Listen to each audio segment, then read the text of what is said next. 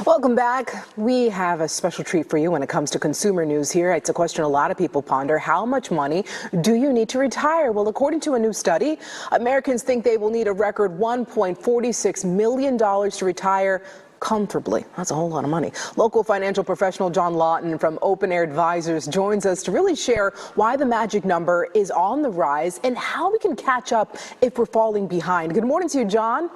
Good morning, Cleo. All right, so let's get right to it. How much should people be saving, whether it be monthly or yearly, on the road to retirement?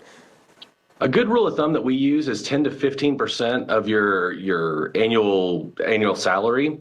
A couple of benchmarks you should be looking out for. At 30, you should have about 1 times your annual salary saved. By 40, you should have about 3 times your annual salary saved. At 60, about 8 times your salary saved. And by retirement age, you should be somewhere between 10 and 12 times your retirement, your salary saved for retirement.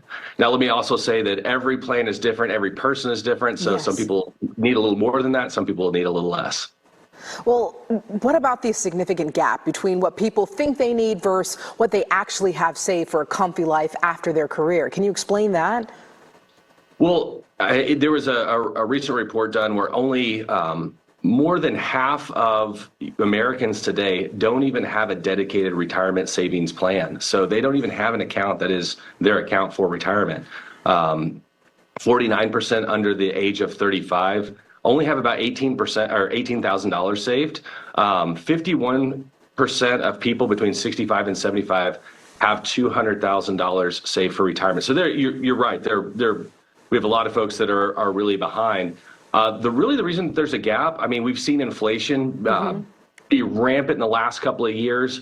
And there's been a big shift in retirement planning over the last, say 30 years. You and I have talked about it with, my dad was a Dallas policeman. And so Dallas really had a plan for him. And if he signed up for it, then they really took care of all the steps because it was a defined benefit. Now we're on the hook. So it's up to you to actually contribute to those plans. Put a plan together so that you have retirement savings ready to go for when it is time to stop working. And I liked your beach picture earlier. I'd like to be on that beach right now. Me too, Jon. Me too. What tips do you have, I guess, to reach our retirement savings goal according to those milestones? Sure.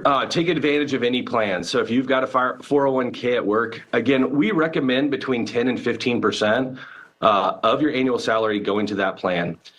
If you can't afford that amount, a lot of plans will give you free money. They'll give you, a match contribution. Let's at least make sure that we're getting up to that match. Beyond that, I would say open an IRA. There's 2 types of IRAs. One is a traditional IRA, one is a Roth. The traditional IRA can help you save taxes today. The Roth is tax-free in retirement, so we need to balance that. For some folks, the traditional IRA is going to be better. For some folks, that Roth IRA is going to be better because you're not going to have a reduction in taxes there in retirement. The last 2 are behavioral. Automate your savings. So anything you can do where you don't even have to think about it. The one beauty of the 401k is you don't even think about it. Your paycheck comes in, the money goes out, and you don't even see it. That's and I would really say the best way to do it. Exactly. Yeah. And if you do that with a traditional IRA, any kind of savings plan, automate that process so you don't have to make the decision to save the money. It's already made for you. It's what you're going to do and push it out. The last thing I would say is avoid penalties.